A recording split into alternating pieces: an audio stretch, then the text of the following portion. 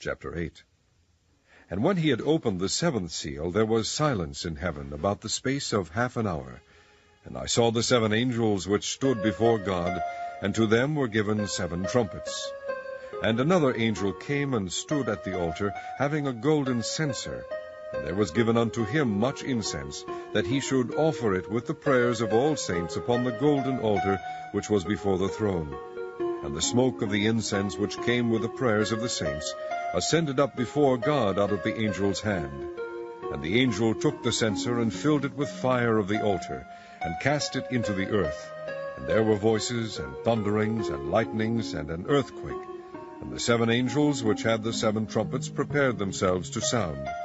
The first angel sounded, and there followed hail and fire mingled with blood, and they were cast upon the earth, and the 3rd part of trees was burnt up, and all green grass was burnt up. And the second angel sounded, and as it were a great mountain burning with fire was cast into the sea, and the 3rd part of the sea became blood, and the 3rd part of the creatures which were in the sea and had life died, and the 3rd part of the ships were destroyed, and the 3rd angel sounded, and there fell a great star from heaven, burning as it were a lamp, and it fell upon the 3rd part of the rivers and upon the fountains of waters. And the name of the star is called Wormwood, and the 3rd part of the waters became wormwood, and many men died of the waters, because they were made bitter.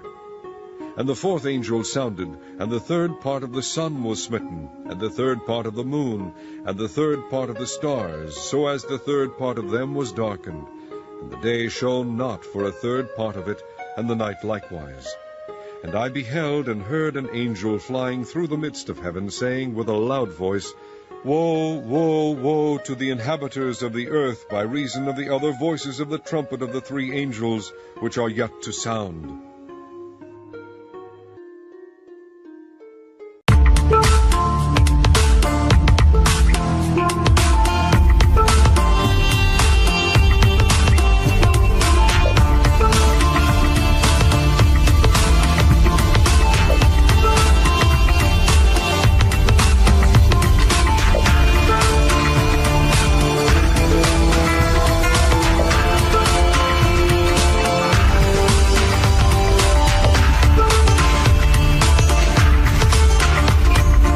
We have with our old friend Richard. Richard's back to talk to us about Nibiru. Hey, Dr. Paul. Hey. Yeah, Nibiru. This is going to be an interesting one. This is the big one that can cause the end of the world. Yeah, does that have any credibility, do you think? Well, this story's taken a bashing. I mean, it's been around for years, and we're supposed to have had Nibiru hit us in 2012, 2013, 2014. I think we had another Nibiru for September just gone this year, and we've got yet another Nibiru encounter March next year. So it's a bit of a tricky one, isn't it? Well, yeah. Is it a little bit slow coming in? Is it slowing down, or what's the story with its arrival? Well, this is the problem, you see, because everybody's speculating on this thing, and the amount of evidence that's actually turning up on the internet is not looking so credible, you know. And it's interesting to do a story about Nibiru because a lot of people just go ahead and say, it's the end of the world, we're going to get hit by this huge heavenly body that's going to come in, it's going to tear off the surface of the earth, it's going to cause untold destruction, we're going to have meteorite showers. It's the proper end times prophecy. So this is the end of the world, or rather the end of an era, because this will change everything if this thing turns up. So I thought we'd look at a little bit of the story behind it, and we'll see if we can find any credibility. How's that sound? That sounds great, Richard. In the past 30 years, speculation's grown amongst astronomers about the existence of an extra planet in our solar system. Astronomers and New Age writers have thought of different names. Astronomers called it Planet X for the 10th planet, or unknown body. New Age writers called it Nibiru, Wormwood, the Destroyer. Now, Nibiru comes from the New Age mythology and is the name for the abode of the main god Anu. Zecharia Sitchin interpreted the story of Nibiru as ancient fact in his 1976 book The 12th Planet, and related it to translations of the ancient Sumerian writing. The most popular description is that Nibiru would be one of the planets circling a brown dwarf sun called Nemesis, which is part of our binary solar system and is the ancient home of the Anunnaki, Earth's fallen angels. NASA haven't ruled out that our solar system is actually binary and having a twin sun could be less than a light year away. They do say 80% of the solar systems are binary and have twin suns, so it wouldn't be strange if we had one.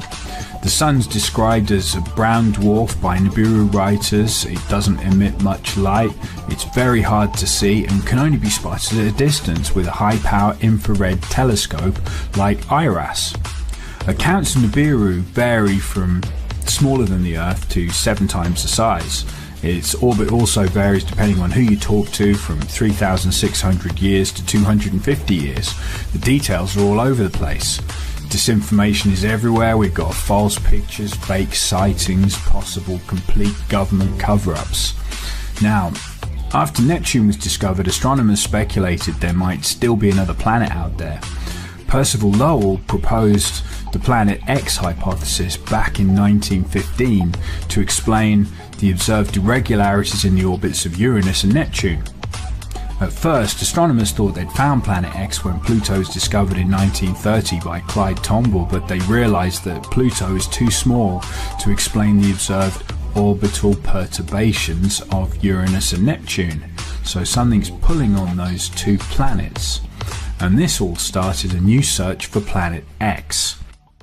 Let's meet the guy who actually came up with the first set of interesting calculations for it. This is Dr. Bob Harrington. And Dr. Harrington was actually the chief astronomer for the US Naval Observatory. We're talking about the American military here, and they're spending money on this stuff. Now, this becomes a bit of an odd story because Dr. Robert Harrington, he went down there with an 8-inch telescope, and he was making some observations because he thought that he'd found Planet X. Now, the reason he thought he'd found it was because the orbits of some of our planets were being messed around with. So we've got Neptune, Uranus, and Pluto, and they call it it's perturbation of the orbits. So in other words, there's some large other planet. This is how they found all the planets originally. They found the orbits were being messed around with, and they went looking for an object that was messing with the planetary orbits. So they went looking for another body, and Dr. Harrington noticed that we've got a bit of a problem with these other 3 planets.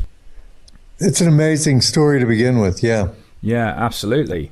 But wouldn't you know it, when he's completing his observations and he sent them off to NASA, he took a load of films, he made some celestial maps, he plotted the orbit of Planet X, he said he'd found it, and all those films went off to NASA and were mysteriously never seen again. Does this pistol fire the dart?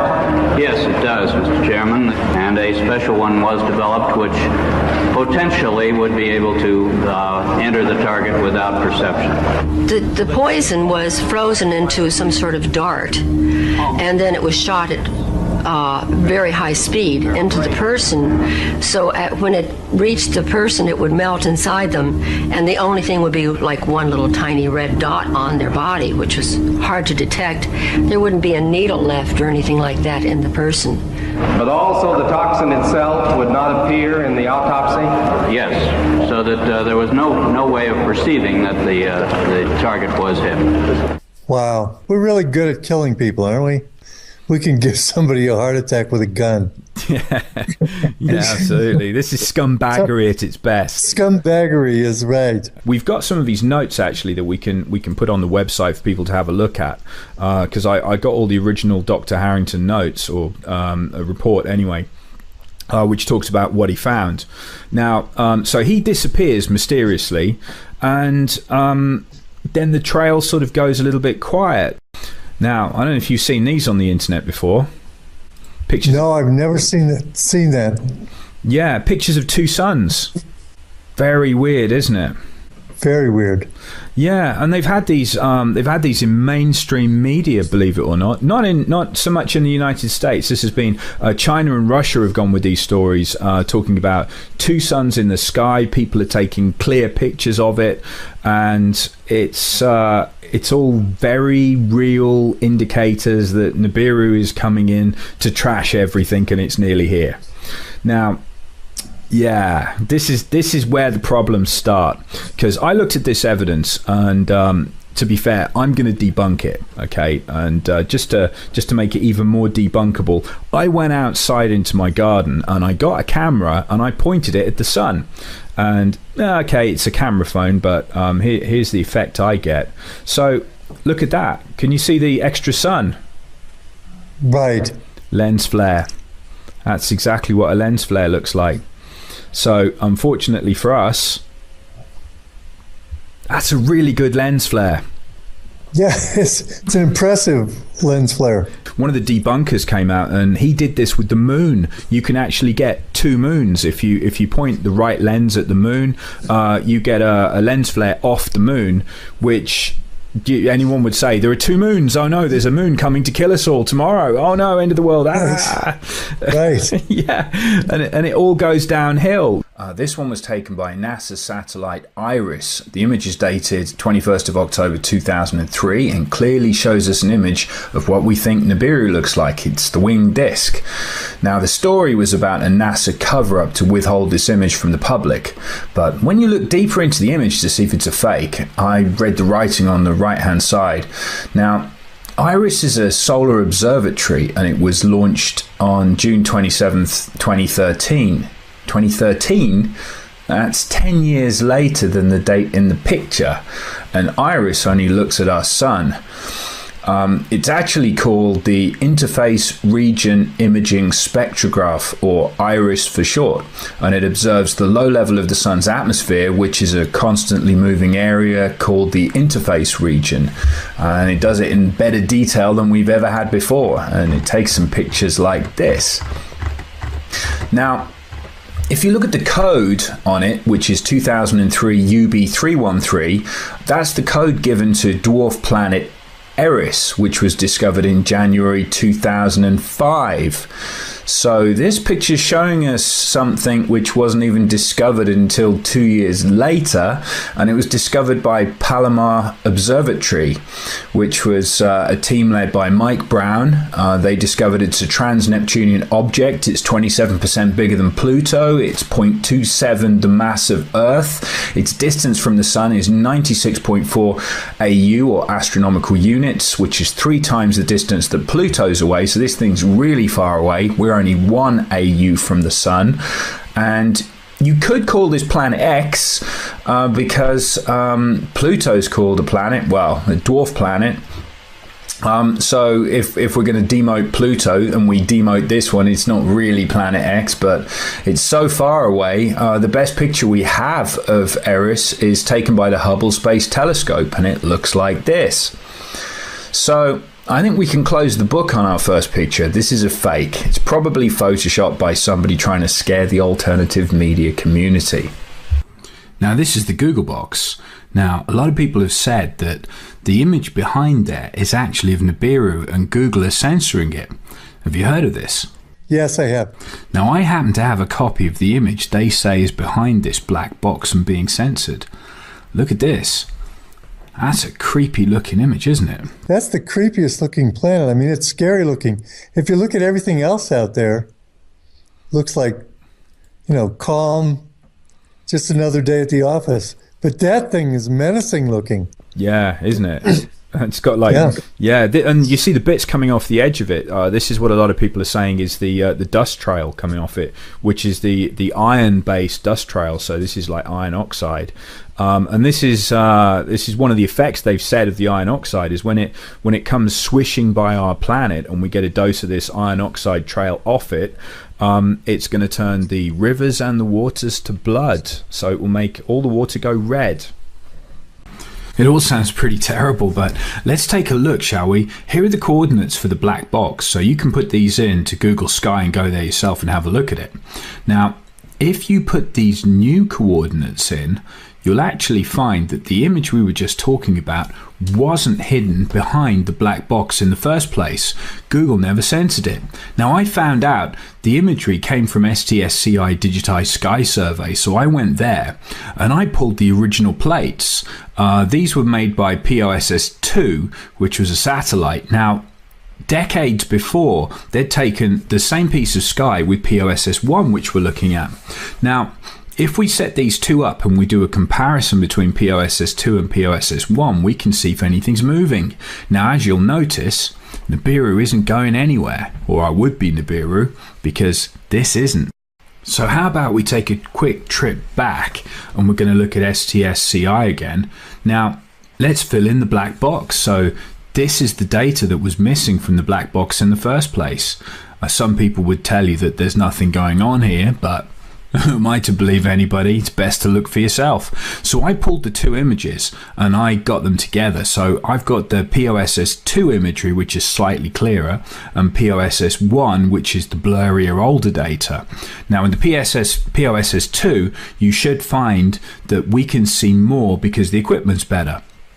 So if we look at these two images overlaid onto each other, then I invert them, we've got a problem. Now I noticed that we've got 12 stars missing and we've got one major star moving up and down in that image. So you can see over a few decades we do have a little bit of movement. So it's not quite true when people say there's nothing happening here. However, I've got no idea exactly where those stars have gone.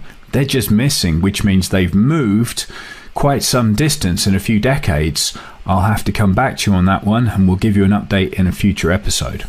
Have you heard about the tunnels that people have been digging? Yes. There's a map. Look at that one. Oh, this is all over. Yeah, this is everywhere. Look at it. And it's all over the world. Yeah, it is. Yeah, it is. There's a lot of underground bases now everywhere, aren't there? Yes, there are. Now, if you've known about something for, I don't know, let's give this 40 years, something that's going to happen and it's going to affect the surface of the planet, but you have no idea where it's going to land. I mean, some people have probably dialed it in a bit better than us, because I mean we're shooting in the dark here a little bit. So the only way we can really get any good information is by following the people who've definitely got better information than us, and that's got to be expensive, hasn't it, digging tunnels like that? Right, and they usually don't do it on behalf of the public over here. Although I have heard that in Russia and China, they are doing these massive building projects so that people can be evacuated into them. Have you seen? But not in the West. Not in the West. Not so much. They're for secret. Us. No, absolutely. No. The Swiss have all got bunkers underneath their houses, though. They're always all right. They're always ready, aren't they? The Russians have got underground bases to stash people, haven't they? They've got for the public, that is. That's right. And China supposedly have massive subway systems, that people can be taken. Well, not just that, they've got massive cities with nobody in them. That's right. You remember that? They said, well, it's because of China's economics that they had to carry on building, even if they're building enormous cities with nobody in. I mean, that wouldn't make an awful lot of sense, would it? Just to build an enormous city. Doesn't make any sense. Doesn't make any sense at all. No, but rush it along. I mean, you don't want to wait around too much, because, you know, when people spot that, there's going to be a riot. We know that much. That's right. That's right. Yeah, this is a problem, you see, because I mean, you're either going to be talking about seeing something like that, which is going to scare people enough to cause massive trouble, but it's certainly going to scare the elite into going into a bunker, isn't it? That's right. Do you remember the stories of all the FEMA trains? Right, FEMA trains to the camps with restraining devices, supposedly. Well, yeah. I mean, you don't know exactly what's going to be going through people's heads, because you know all the end times prophecies. Right. Yeah, people are. I mean, don't you think that's going to be right up in people's heads when they say that's what's coming through, and we are in the end times? And by the way, we've got a load of diseases coming, and then they start reading from the Bible, and people start getting a little bit worried because, It doesn't say good things, does it, in the Bible when it comes to the end times? No, you have to go through a lot of bad things, but it is a birthing. Supposedly, at the end, it turns out all right. Well, relatively speaking, you've got to go through Armageddon and stuff like that. I mean, right, you have to go through the tribulation, exactly. Yeah, which, I mean, the thing is, when this happens, there's going to be more to come. So if people are reading from the Bible, then there's the bad news that when this thing comes by, it's going to come by again. So this is where it gets really annoying. It's supposed to come back in 5 months and do it again.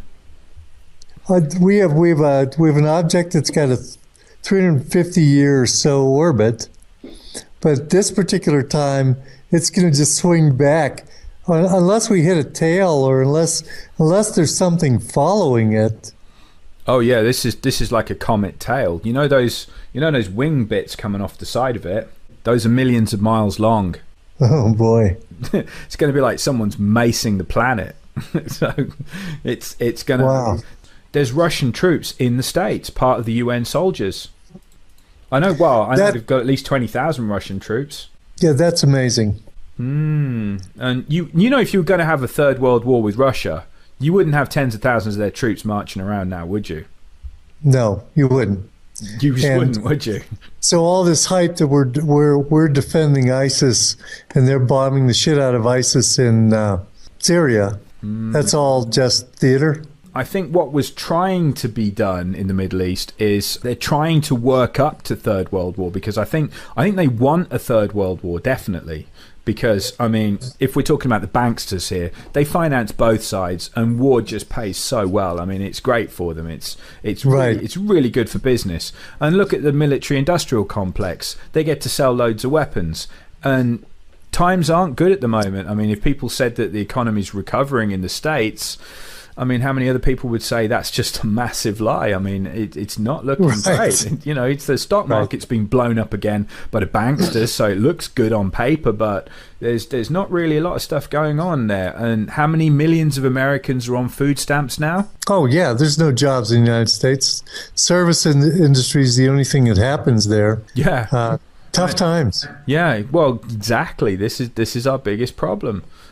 So we've got all this going on, and got all the climate change, of course, because you know, they were very quick, weren't they, to say climate change is our fault. Well, right. Wouldn't it make you feel a little bit strange if I said that climate change isn't just on Earth, it's happening through the whole solar system? Yeah, some people say that. This is a chart going through solar activity. And do you remember we were talking about 12,000 BC when we had our little blip with the sun and the flood? Right. Yeah. Right. Well, if you look at the solar activity there, they've done a chart. They've had to dig up like earth cores and things to work out how much energy the sun was putting out, but they apparently put this together over tens of thousands of years here, and they've worked out that the sun is just as angry as it was about 12,000 BC, which is a bit awkward, because if you're going to play the Nibiru card here, Nibiru's got Nemesis, which is its sun that it's going around, which is creeping into our solar system, and what's going to get you more heat? Second sun's probably going to help, isn't it? Right. Yeah, and look at that. So if that was related to the original flood, like I was saying, when it whacked Tiamat, or if it came through and knocked out Ceres and created the asteroid belt, don't know. But either way, if something big turned up, that's looking similar to the last time something really bad happened, isn't it? Yeah. So this Nibiru has its sun following it?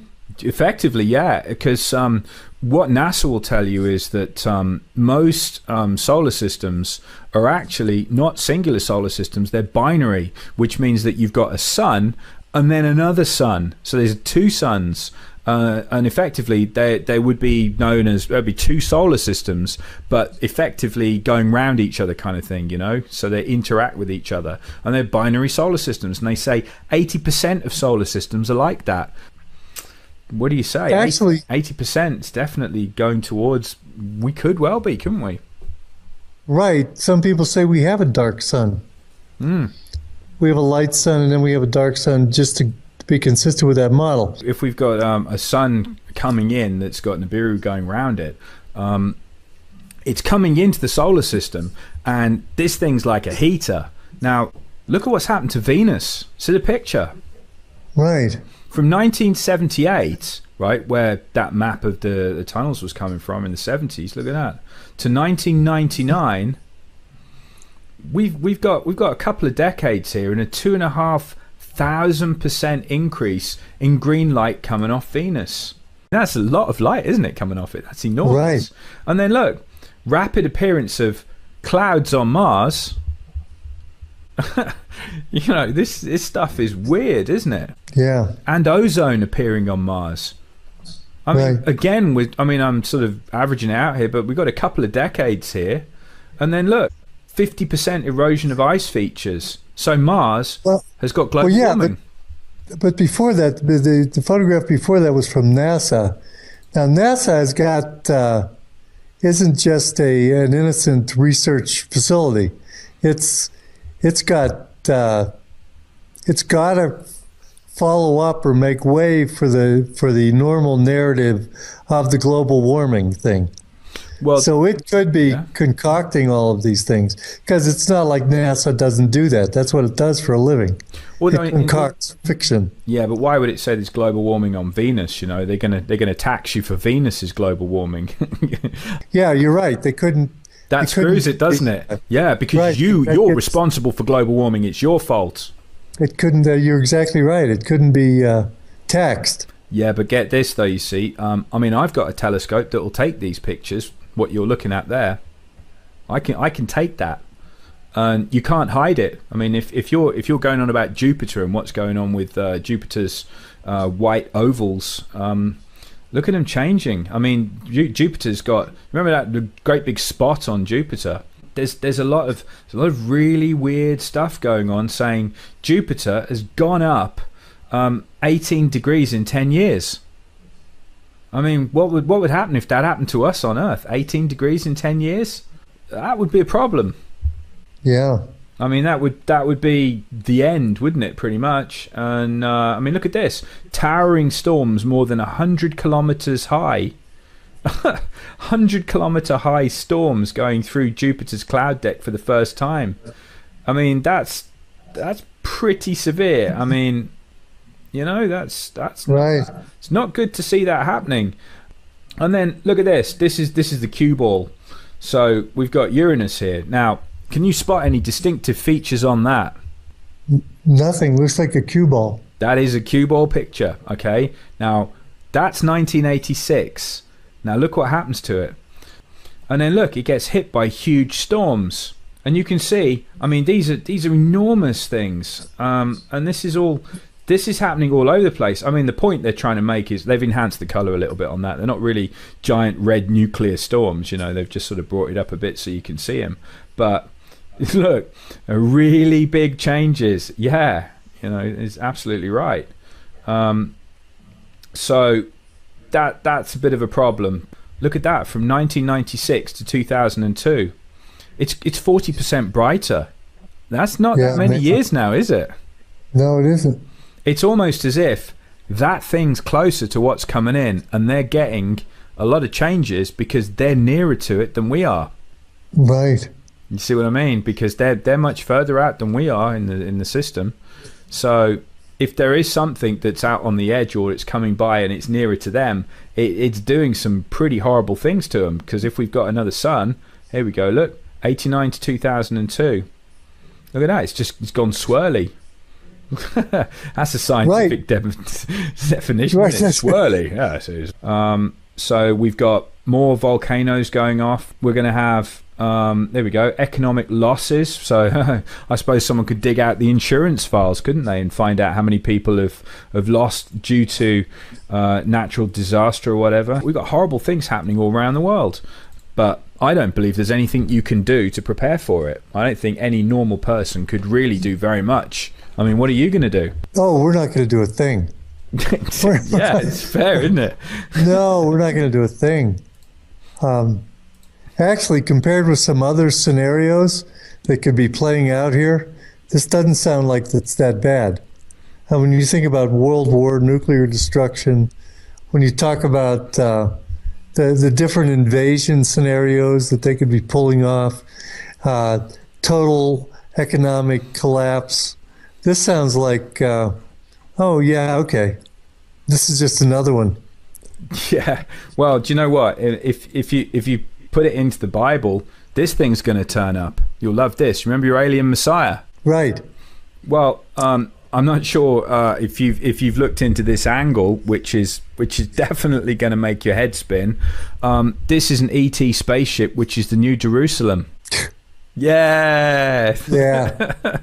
So, and they worked it out because the origin of man is a little bit fishy, and if you talk to a geneticist, a guy who's willing to talk off record, he'll tell you that if you want to say, well, man evolved from a monkey, didn't it?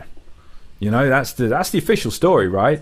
It's the official storyline, that's right. Well, if we evolved from monkeys, why are there still monkeys? Because surely they would have all evolved, right? Right, nobody's evolving into anything, I've noticed.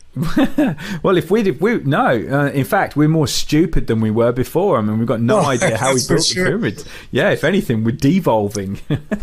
That's right. So, well, the good news for you, by the way, is you're going to have a nice ET spaceship come and get you. So we're going to have the New Jerusalem, which is going to show up. Notice the diameter where they said, my Bible knowledge is not great, but I think they were saying in the Bible that it was 1,300. I'm just reading off the screen here. You can tell I'm cheating. Right. But they said it was the same width as it was. It was the same length and width. Okay, so they worked out, this is one of the designs. Somebody else says that the New Jerusalem could be a pyramid as well, with a square base. But this could be like the snow globe kind of version of it, which would work as well. So 1325.75 miles across. So, I mean, people can look into this a little bit more, but I mean, how's one of those things going to show up? So is this pushing on the rapture? This is the other thing, because with all the deception and everything, alien Messiah, and you've got potentially the rapture, you've got alien spaceships or a giant ship coming down. Do you get on board? What are you going to do? Oh, I'm not getting on board of anything. So you got they've got the false rapture plan.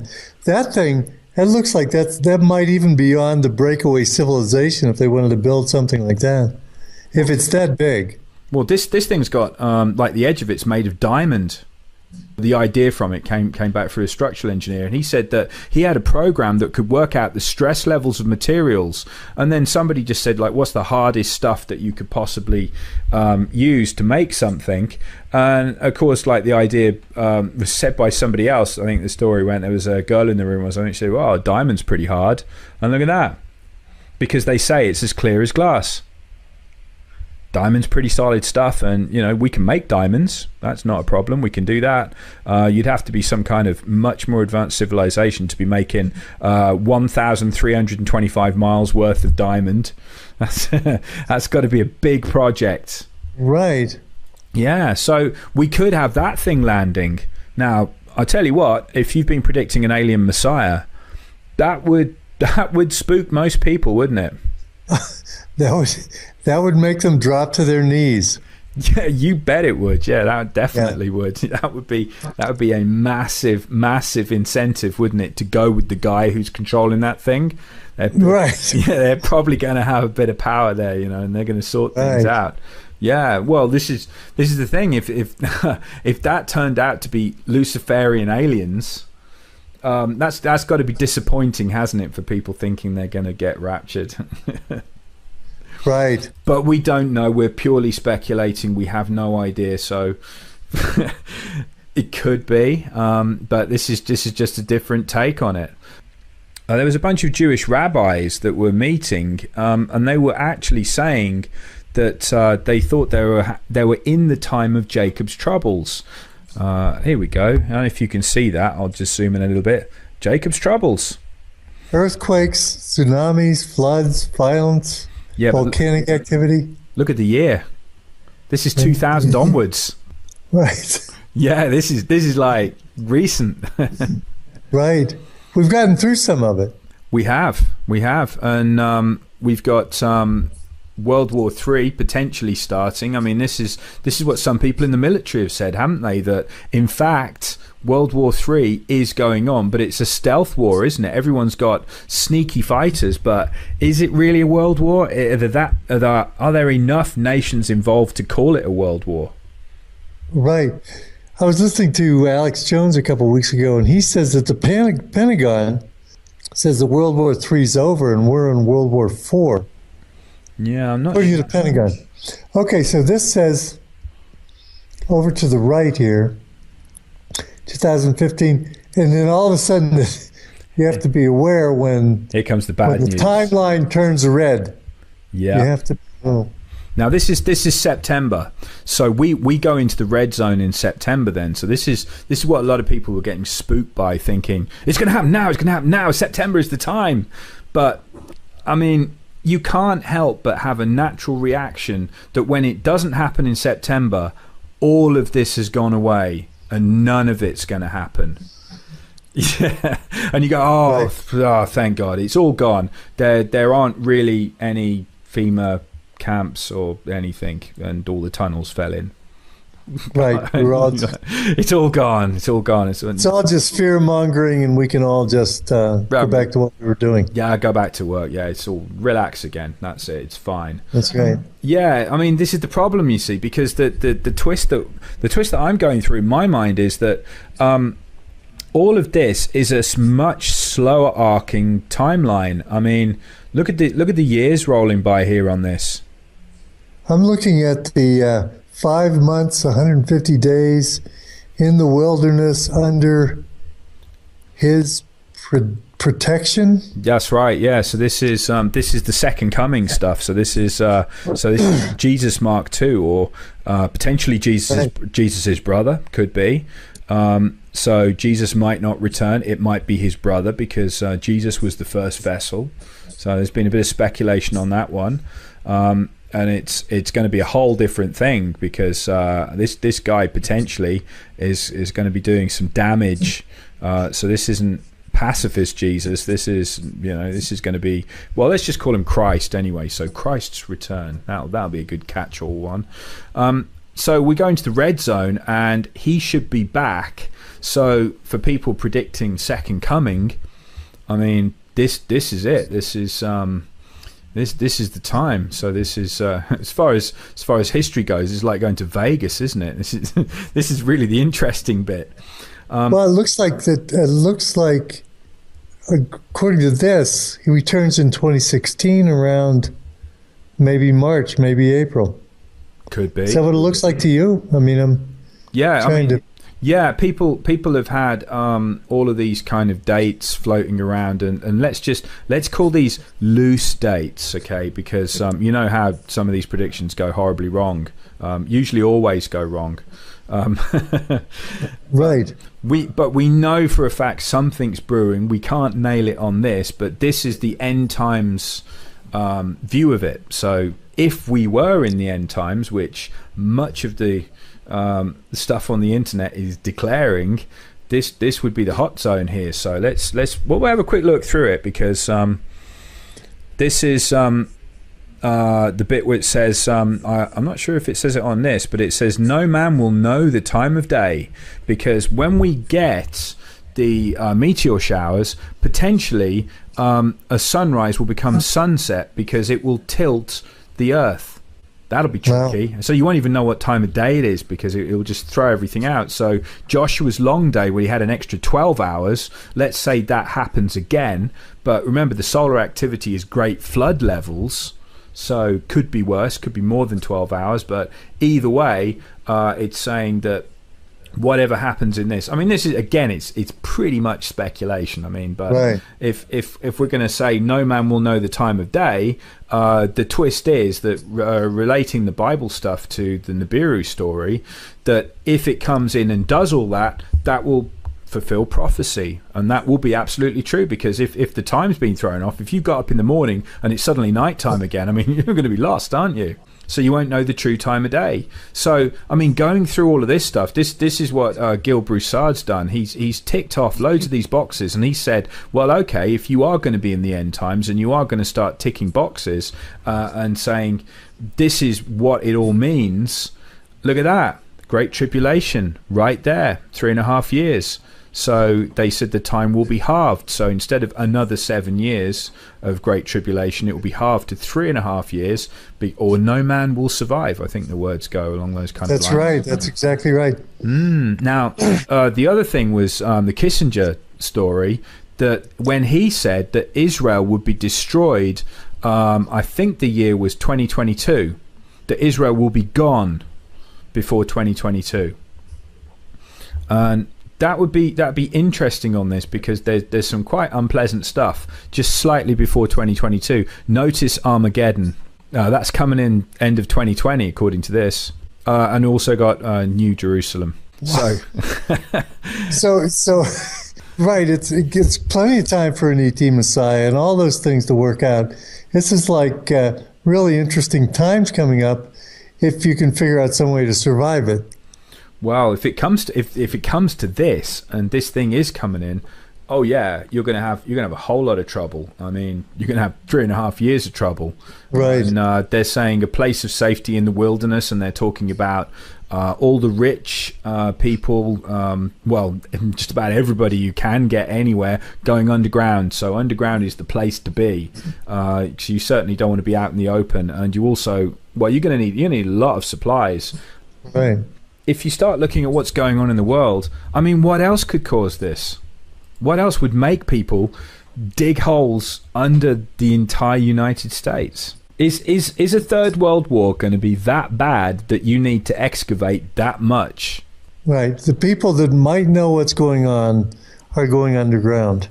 So there's got to be something that's causing that. And they're making sure that their minions that'll be left on the surface can survive long enough to keep them safe down there. You know, I think another thing that we should throw into this mix, we were talking about the Queen temporarily vacating Buckingham Palace. That's right. And when she's choosing to do that, when she's leaving in March and she's coming back in the fall or something. I think it was. I think it's the end of this year. Actually, they said Buckingham Palace needs to have renovation work, and the Queen just can't be there. And I think it will get her out of there through this time period, definitely. I mean, it's all a bit awkward. And I heard that she'd got some land in Colorado, Denver, Colorado. And if that's true, that's where the government suddenly moved to, because did you know the government moved off the East Coast? Yeah, absolutely. They moved everything. CIA headquarters, FBI, they're all located in Colorado. Probably underground in Colorado. Well, yeah, definitely, because they've got an underground military base right under the airport, haven't they? They sure do. Yeah, and we're looking at the timeline here. So this is potentially the kind of speed this thing's going to be coming in. And if you look there, can you see the big yellow 2016? Right. So let's get into the hot spot here. So this is saying that as we come through November and December, this is going to be like Venus kind of brightness. So this is going to be the giveaway. So let's just say that the timing's wrong on this one. It might not be around March, but this would be what to look for, and this would be the amount of time you would have left until you start getting problems. So if you say that we've got an equal brightness to Venus, I think that's safe to say amateur astronomers are going to start getting it, aren't they? Right, that's what it says. This is when the Chinese astronomers first saw the guest star.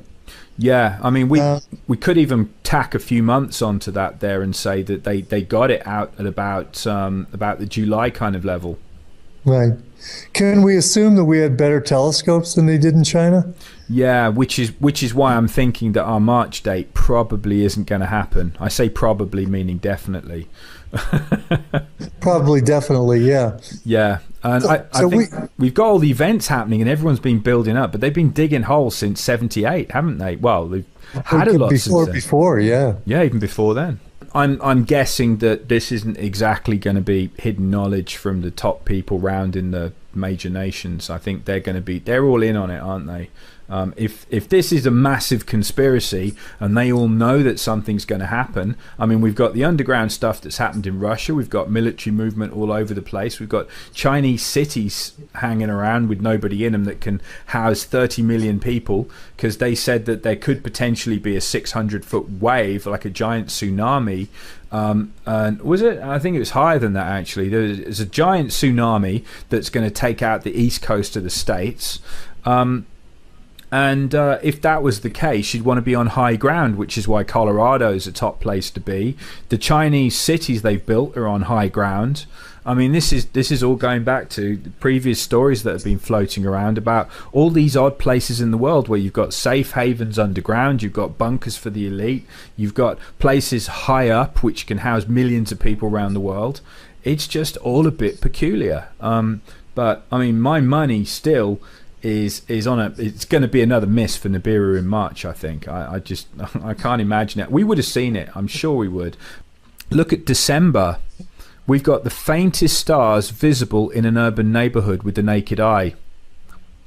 That's 3 months, isn't it? Just about, if we're in between December and January. Yeah. And that was seen and it was observed, and we've got we look at all the different places that spotted this thing. Well, yeah, they were seeing it for more than 6 months. Yeah, surely we would have seen it. So I think it would be safe to say we should be able to call out March. But yeah, no, they saw it. If this is the same object, we can't really say it's dark and it's hidden and it's infrared and nobody can see it, because if this is the same object, they got it, didn't they? Right, and well, look at the places it's seen all over Rome, Baghdad. Yeah, Beijing. Because we've got all this odd stuff. We've got people who've seen something like this before, and we're assuming that these stories are linked. But if that's the case, it's got to be 6 months, hasn't it? Right, but you are working on a lot of concrete evidence. Even though you don't have the planet, you have historical. Well, we can call it historical data. I mean, because it's in artwork, it's in descriptions, and then we have all the suspicious moves that are going on the planet, building cities, building underground cities, moving to the. I mean, we have a lot of activity that looks like they're planning on having something come in. Do you remember the phantom time hypothesis? No, I don't remember that one, Rich. Well, this would be interesting. Well, they said this picture has got nothing to do with phantom time, but I thought it'd be interesting to put on anyway, because it is the Mayan calendar. Do you remember the 2012 end of everything? Right. Yeah, that was a face palm, wasn't it? It's the end of the world. Oh no, it's terrible. Well, get this. In between, there's a hypothesis going around between the years 600 and 900 AD that those 300 years are actually missing, that somebody messed with the calendars and threw us forward because an emperor just wanted to live later. There was some weird story behind it, I can't remember, but you should go and look it up. There is a phantom time hypothesis, and people have spent quite some time on this and saying that the Dark Ages, actually, history was fabricated and they didn't really happen. Now, that'd be a real problem, because that would mean we haven't got to the end of the Mayan calendar yet. It's not 2012. We're in the year 1700 and something. Right. Well, a while back, when during the fall, I think I've told you this before, during the fall of the Soviet Union, the teachers were told absolutely what they had to teach. But after the fall of the Soviet Union in Russia, they decided to only teach what was real. And so they hired a group of mathematicians and scholars, and they wrote a series of books called History, Fiction, or Science, which I got the first volume. And it's amazing. They go through one thing after another. And one of the things was this Gregorian calendar. They claimed through their research, and what they did is they took different documents, and documents back then would have different astrological placements on them. So they could date these documents precisely and not use the date that was on the document, if you know what I mean.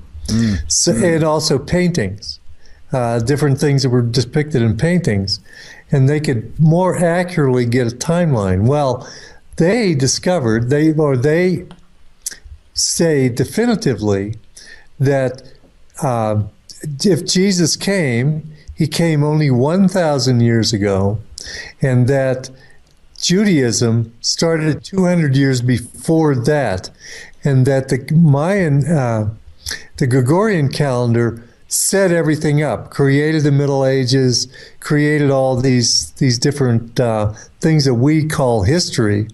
And also, when Pope Gregory was there, they had access to the Mayan calendar, so they could reset the Mayan calendar to coincide with whatever dates they were creating now. So the whole thing absolutely could be a hoax.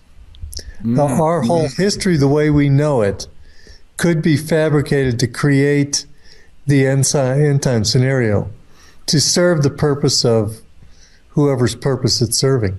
Well, what do you think? Yeah, well, there was a story as well, talking about the 300 years. If that was true, and we'd lost 300 years, there was a story of a guy who...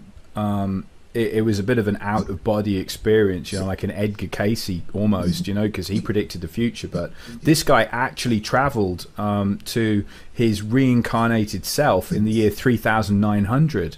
And he had all of history explained to him. And the end times, according to his account, happened 300 years from now. So this was the year 2300. And if anyone's still alive or listening to this, or still cares in 100 years' time, apparently we'll land on Mars in the year 2200. So the end times come in the year 2300, when population of the Earth has got so high, because it doesn't look like it's going to stop growing, does it? And we're gonna hit the limit where we have food shortages, and these are the end time prophecies coming in, saying there's going to be a problem with food and everything's going to go wrong. We're going to get the war coming and everything, and this was described to this guy as the year 2300 or thereabouts. So I can't remember the exact dates, but it's about 300 years away. I don't care because I won't be there for it unless I... Well, 300 years away, that would coincide with the next returning. Well, look at this. This is the Mayan calendar. Do you see those things all around the edge? Yeah. Do you remember the original, the paintings that we saw, which looked a bit like that? Yeah, look at that. Yeah. Look at that. That's amazing. Now that's creepy, isn't it? Because if that's showing every time it's come round, this is irregular, isn't it? Right. Yeah, the Mayans have got this in a few times.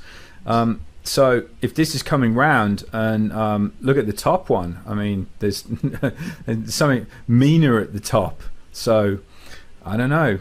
If we've got 300 missing years, and it throws this back to 2300, maybe the 2012 stuff was all just to blow it off, because in 300 years, are you going to be looking back at the Mayan calendar? I mean, that's ancient history, and it never happened, did it?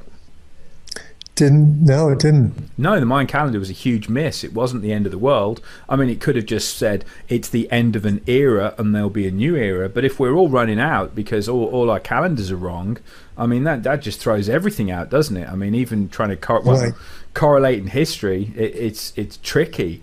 But if we've got some decent accounts of bits of history that haven't been messed with, and we're only talking a few hundred years back, and this thing is the same object as we saw only a few hundred years ago, well, we could have a problem. But we just don't know, do we? There's evidence scattered everywhere, but it's thin, isn't it? Right, exactly. It's all guesswork. And the most interesting thing is we don't really have any pictures of this. There's a lot of activities going on that looks like they're expecting something horrendous to happen, and not just things caused by the control system like the hippie movement in World War II and stuff, that these things that are coming in, they couldn't even be orchestrated. They couldn't even be feigned by the control system.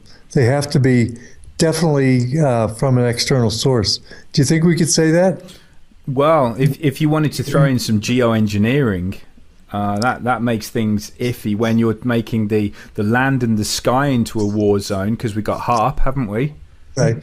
We have HARP, and they are popping off probably volcanoes and earthquakes that wouldn't be popping off, and they are creating weather events. I mean, the California drought has been shown to be a HARP intervention, and they're doing those kind of things, and they are they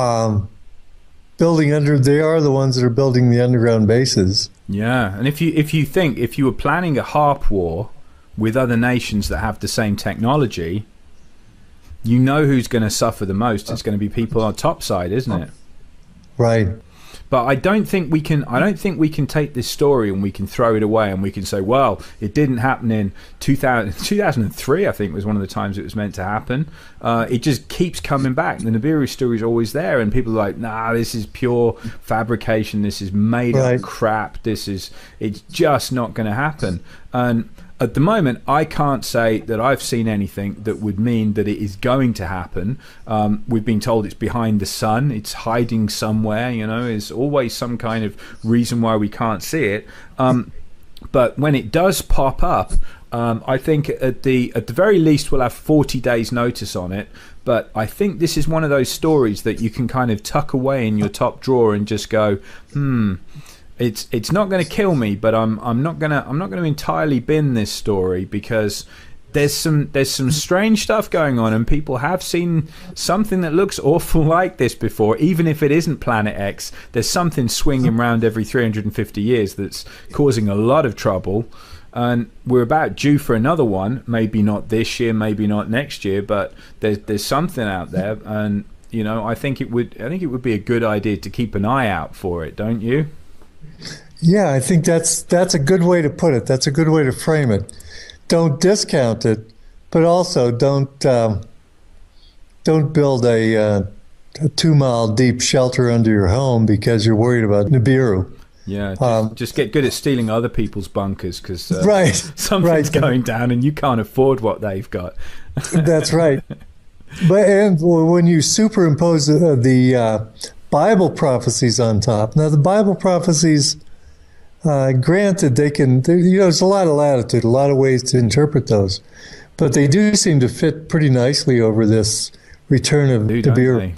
I think that's another thing it's safe to say, that there are bad things happening, and it's bound to get worse unless more and more of us wake up and realize that a lot of it's being done to us by people who have technology that it's even beyond our conceptualization. There's probably a lot we could do if we were all awake and aware of what's being done to us now. Yeah, I think whatever it is that's going to happen, I think the way that we're going to survive is certainly together. And I think if you're on your own, you're not going to make it, whatever's going to happen. Right. I think that's really a great way to end our discussion, Richard. We're going to have a lot better chance of making it if we're awake and we're together and not waking up to what's going on. Well, thank you very much, Richard. This has been more than fascinating. I've sat here for as long as we were talking with my mouth half open, because I've been amazed. And thank you very much for spending time with us. Always good to be here. Well, I'll say one thing. Richard always takes us on a wild ride. I mean, this one included Nibiru, New Jerusalem, World War III, and he even got into Bible prophecies. But to summarize, what did we really learn? Well, we know that we could find this new planet, Eris. And it's not really a planet, it's kind of a dwarf planet X. But we couldn't find Nibiru. Can't find any evidence of it or its sun, Nemesis. No professional or amateur astronomers have any pictures at all. what about the Anunnaki? They came from Nibiru, right? Well, I don't think anybody ever said that they came from Nibiru. We were just kind of connecting those together. All we know is they come from the sky. They came from heavens. They might be the fallen angels. Who knows? And so what about the prophetic end of the world? And the New Jerusalem? Is it going to be on a spaceship? Is the New Jerusalem the city that we're all seeing over China now? What's going on here? You know, probably the best evidence we have to try to figure out what's going on here is actually no evidence that fits together unless you look at a big, broad picture. I mean, you've got Dr. Harrington, who came forward and did all this research and all of a sudden was summarily done away with. And now there's astronomers in Paris who are being killed. I mean, you have to look at what the elite are doing now. They're building underground bases that we know of. We know that they're going to high ground. We know that they're all consolidating their food banks. You know, all these things fit together. And what about the murals in the Denver airport predicting the end of the world, some cataclysmic thing from the sky that might come in? Who knows? And then there's the changes that are taking place all through the solar system, including heating up. And if you look around the planet, maybe geoengineering, but there are major increase in volcanoes and plate tectonics activity like earthquakes happening all over the world. And they're still looking for something out there. And they're building in Chile a huge telescope called the Large Synoptic Survey Telescope. And it's on a mountain in Chile to look for whatever it is they know is out there and they think is coming. The elites seem to want to bury themselves or go to high ground or get away. They seem to want to hide from something. And we were speculating that one thing that they might be wanting to hide from is us. Because we're waking up, we're finding out who they are and what they're doing. And you know, their judgment is way overdue. So let me leave you on that note. Take control of what we can control. Don't worry about what you can't control. And focus on the positive aspect of this moving underground by the elites. They might be needing to get away from us because we're waking up and we realize that we don't need them. And quite the opposite. We need to be without them. Well, that's all the World Beyond Belief for today. God bless you and take care.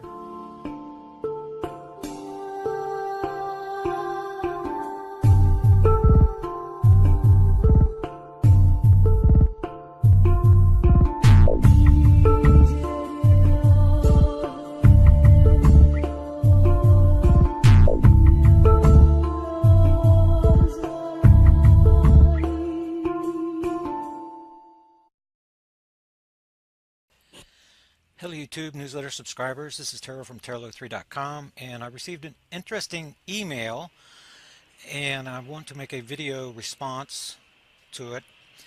And this is information on Kyle Kaplan, the Texas EDU guy, Department of Astronomy. Looking at his video right here, and I've stopped it where he's given the right ascension and the declination values right here, and I'm using stellarium to look to where he says this object is, which I've already turned away from his location. It's I'm not going to be able to find it, but anyway, it's around here on the north end, and this is in his neighborhood. And I believe where he says the object is very near this location. You see, we have 4 hours. We have on the ascension, we have about 60 degrees over here. This is far, far above the plane and way too high. The object that we're actually going to be looking for is going to be very much near the plane. If you think about it, a peripheral dwarf, which is a dwarf star that's created with our solar system, is going to be very near the plane. It's going to have, relative to the sun, very near a 0-0 declination, and that's going to change with the Earth as it's tilting back and forth. at 23.5 degrees. Where I place our object is actually going to be about right here in the Libra constellation, 15 hours and about a -16 declination right now. And the problem with this explanation, that this is really where Nibiru is, well, something this high above the plane is never going to create a seismic pattern. So when you get into Bible prophecy, for example, and the birth pangs that are in the earthquakes, the signs that Jesus Christ gives, the earthquakes, the volcanism, the tsunamis, and things like that, then yes, those are symptoms of a binary twin to our sun that is interacting with the inner solar system, or a peripheral dwarf. And my view early on in the investigation a couple of years ago was that we were dealing with a peripheral dwarf. Now I've come to realize, looking at the historical precedent, that we're dealing with a binary twin to our sun, and this cannot possibly be anywhere in the neighborhood of what we're talking about. And the reasons are, let me see what I could pull up for you really fast to show you. That would be newsletter number 44 from 2013. Let me see if I can pull that up for you real fast, which I think I can. Okay, this is from number 44. Here's a little note for Sheldon. Instead of having this auto, do your own adjustment. It makes everything clear up for you. This is my Black Star event timeline showing events for 2013, and which is a condensed version of what has been going on. But whenever you look at the seismic pattern, then in 2010, this object was in Leo. And when Japan happened, then this object was between Leo and Virgo. And you see how that now we're in Virgo. We were in Virgo in 2012, and this object is, notice how these pie shapes are getting larger and larger, right? Well, the next predicted event is for May the 17th, 2014. That's whenever I expect a crossing event to take place. But the seismic pattern, this is the scientific data that says that there's something out there. We've got backside alignment events also, and lots of other indicators. This is just the seismic pattern that I'm showing you. But for example, where I'm holding my cursor right here, this is in 2012. This object, we were coming up on this Guerrero event. This is when the magnetosphere flipped around, March 12th and 13th, 2012. That says that the object was on the entering side of the Virgo constellation. So that's just another bit of evidence that tells us where this thing was. And this thing must be very near the equator of the sun in order to create a seismic pattern. So the scientific evidence is going to disprove what this fellow's saying. Although I believe he's looking at something. Actually, the Skyview team, the Kuiper Belt object guys, I think they might be looking at the same thing. Another problem that I have is this fellow's apparently not using infrared or anything else. He's showing all these different, these objects out in space. That could be anything. And Don, the astronomer that I'm working with, he has his own observatory. He's been looking at the area of space where this guy's at, which the observation window is not open now. We are just now making the 90-degree angle to be able to open up the observation window into where I'm trying to look in the Libra constellation. So nobody can go out there with a telescope and look at it right now, not a ground-based telescope. That opportunity is opening up for us soon, but it's just not there yet. But whenever it is, we're going to be looking at it with infrared equipment, and we're not going to be able to see it. We haven't been able to see it on previous orbit cycles. The use of astronomers and telescopes, it depends so much on the technology. We're dealing with an anomalous object that you can't see, which is the reason I'm having to track it through the Earth changes, magnetic pole migration, through the mass animal deaths, when they're happening, when's the seismic low in the indicator quakes. That's going to be 90-degree angle from, let me get back over here to this newsletter. You see, when you draw a 90-degree line from these are alignments. This is what's happening on the alignment. Notice the colors. So if I have an alignment in green on the front side, that bends around because we have to add days because this object is moving faster and faster left in the orbit diagram from our perspective. Okay, but when I draw 90-degree lines out, I'm finding outside orbit position. In other words, where Earth comes into alignment on the backside, and then a little over 90 days later, we're going to outside orbit position representing the seismic low. So that is clearly identifiable, very predictable. We're coming to the seismic low right now around February the 1st. Okay, so now the uptick period begins and we start this whole cycle again. And rather than Iran on 4/9 last year, we're going to be adding more than a month. Where back here, whenever in 2010, I was only having to add 11 days to find my next event. This Japan event I predicted for 3/15 happened on 3/11. I was a little bit off, but my estimates are getting closer and closer now. I'm understanding more and more about what's happening here. And this predicted date, I do not know if the black star is here. I don't know that it's going to cross Earth orbit path, but that's what the indicators are saying. And I'm just being true and honest to the research, looking at the data and making projections based on that. Hopefully it's wrong. Hopefully there's a super wave, or the video I made yesterday about the super wave, right? It's possible that I am looking at the symptoms of the super wave. It's possible. Their convergence date is May of 2014, just like mine. Okay, which makes me suspicious, but it's possible, because I'm tracking symptoms and not actually looking at an object, it's possible that it is a super wave that I'm looking at, and but the convergence date is May of 2014 based on the science. Okay, what I'm going to do is I'm going to send an email to this fella.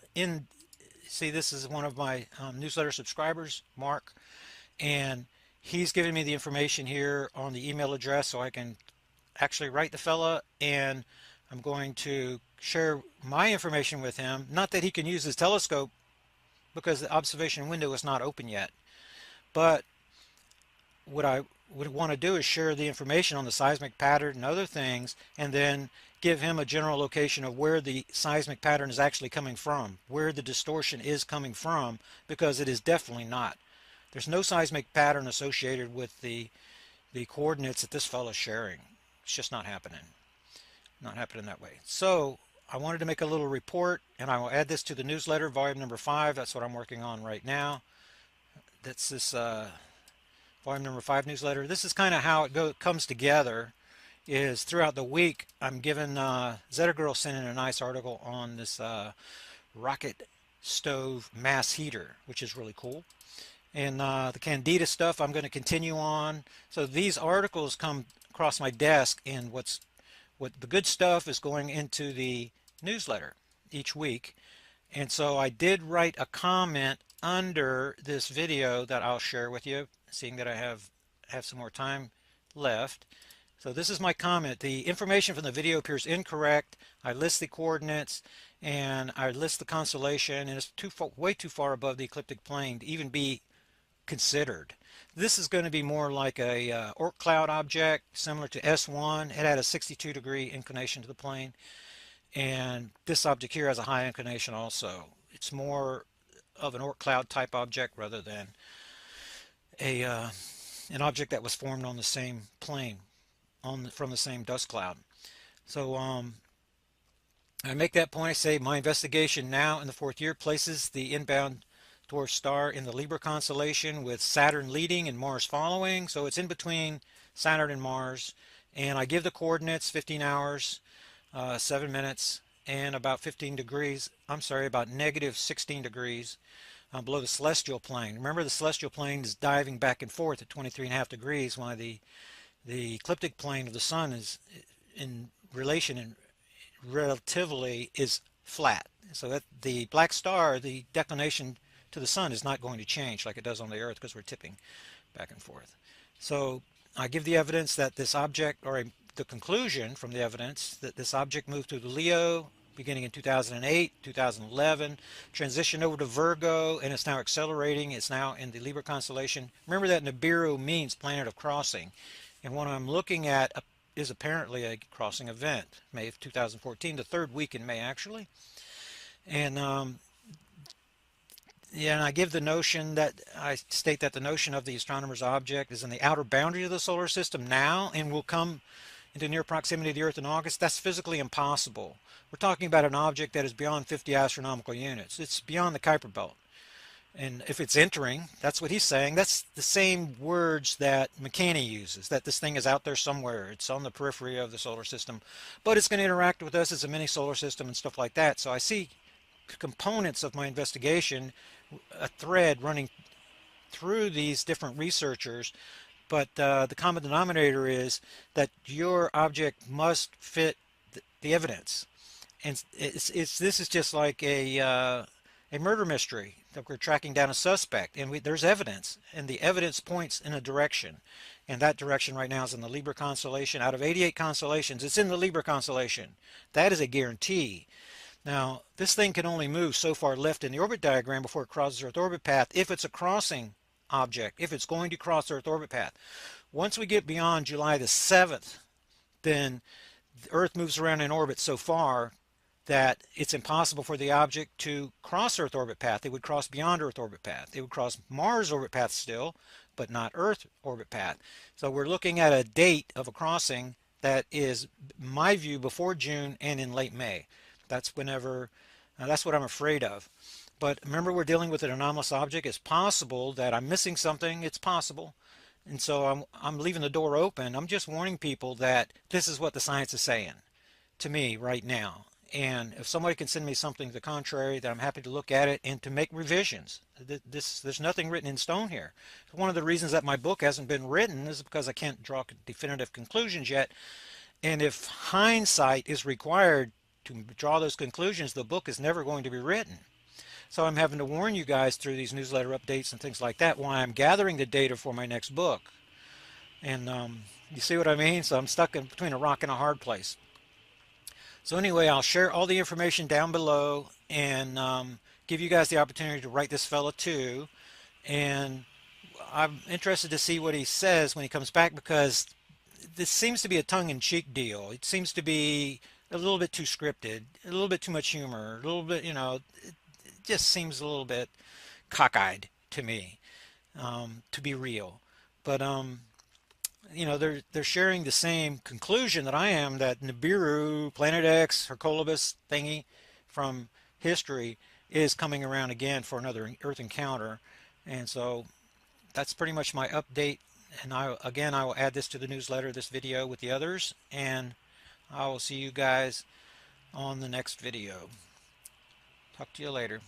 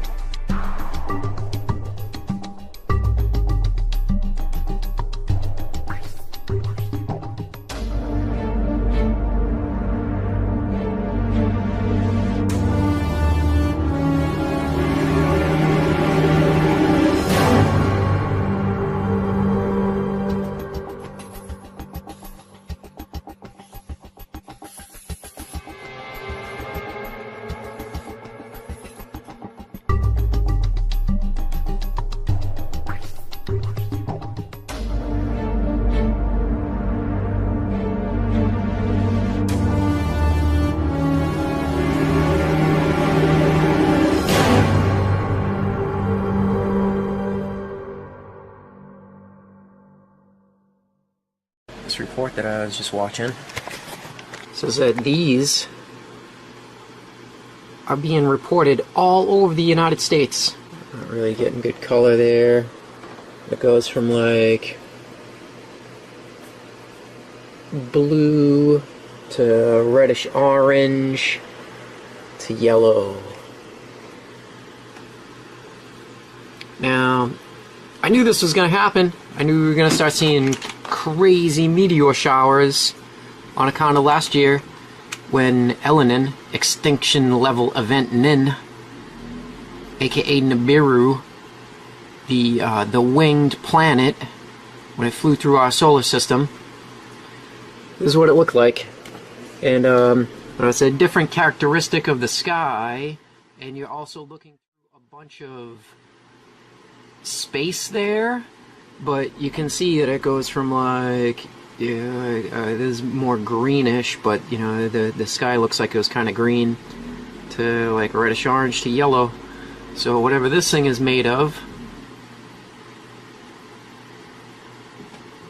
that's what's these meteors right now. I gotta start this back at the beginning to show you how far off this is. That's a really good zoom in. That's it right there. So I mean, it is way out there.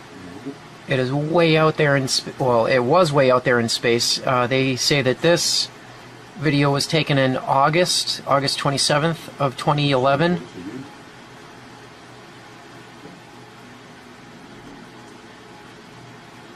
That's not same thing. Exactly, see?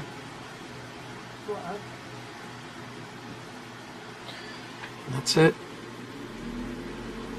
So, I don't know, the Earth is going around the sun like this, right? And this was way out there in space in August.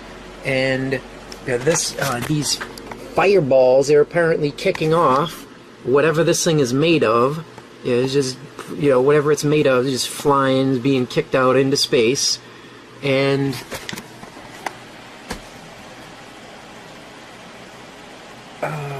where that stuff would then have been orbiting the sun, you know, however many months away from the Earth this was when that fireball, when that fireball occurred.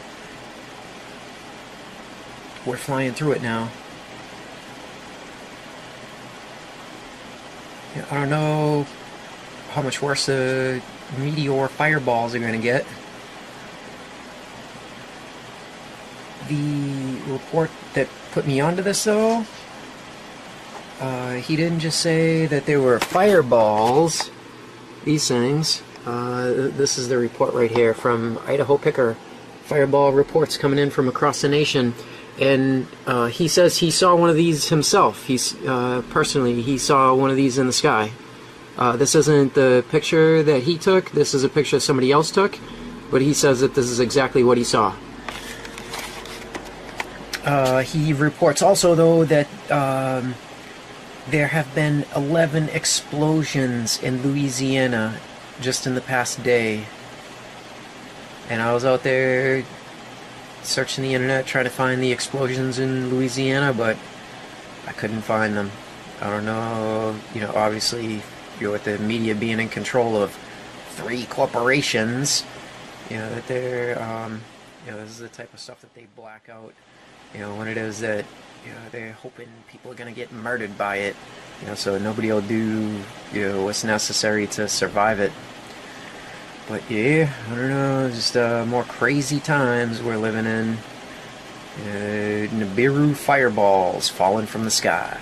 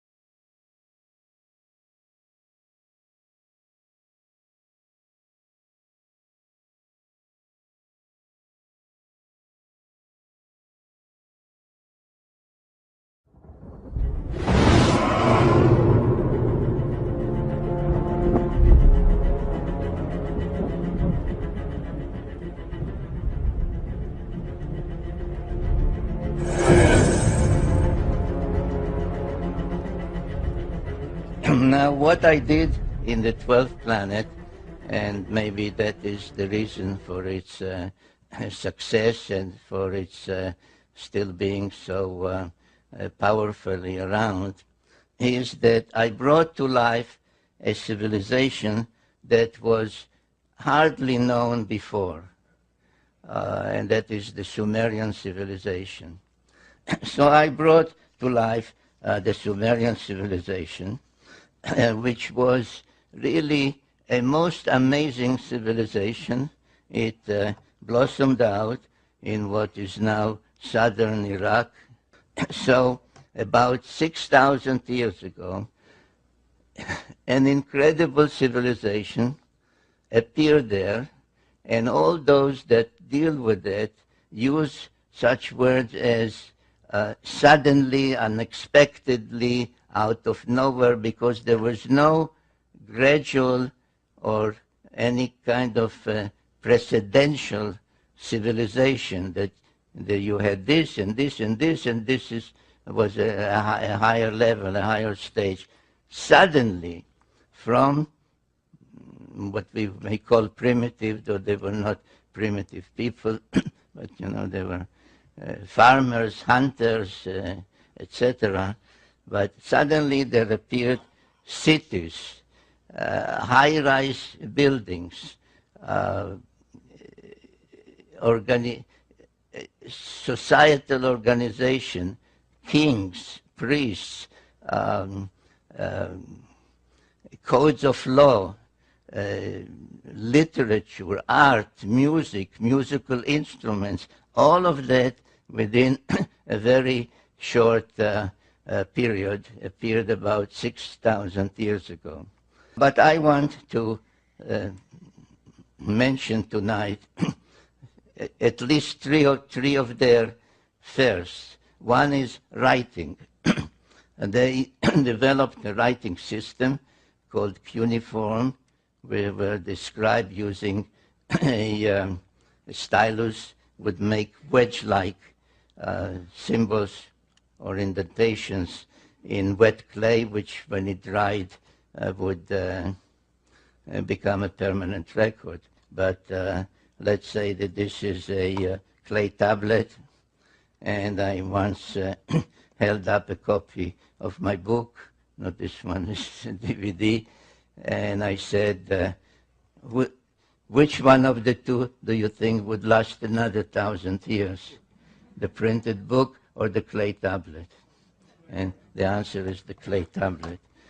So we have writing, which of course meant a language and grammar and literature and epic tales, and lullabies were written down, recipes. So writing was one of them. Another thing was pictorial depictions. They took stones, mostly semi-precious stones, and made cylinders about an inch or so, sometimes longer, but basically about an inch, a cylinder of an inch, and would engrave, and nobody has figured out to this day how, in this hard stone, they would make an engraving in reverse, like a negative, which when rolled on wet clay would become a permanent depiction, the way we say print our presses, the rotary presses now, the newspapers. And the third thing that I would like to mention and stress this evening was high-rise buildings. They were the first to use bricks and to build high-rise buildings, like stage pyramids that would rise 100, 120, 160 or more feet high. Some think that these were the towers of Babel, mentioned in the Bible. Actually, it's not so, but every major city, Sumerian city, had a sacred precinct, and the sacred precinct had such a ziggurat, as they were called. And they were used primarily for astronomical observation. And indeed, their knowledge of astronomy, or in the field of astronomy, is one of the most amazing Sumerian legacies. And this is, for example, the imprint of a cylinder seal. You can actually see the seal in Jerusalem. There's a museum there called Bible Lens Museum. And this is, if you ask a regular scholar, what is it? They'll show it. You'll say this is a beer drinking scene, because the Sumerians were also the first to invent beer. And drinking beer was a social event. You can see people are coming to participate in that. And beer was drunk through a straw. The way I understand in, say, in Latin America or in Argentina, they drink mate tea with a straw. But as many other cylinder seals, they were decorated with celestial symbols. And if you study this one, you find out that it depicts the sun, it depicts the earth and its moon, it depicts what we call the asteroid belt, which is a belt orbiting between Mars and Jupiter, and nobody knows, or nobody, I mean, I say nobody because I do.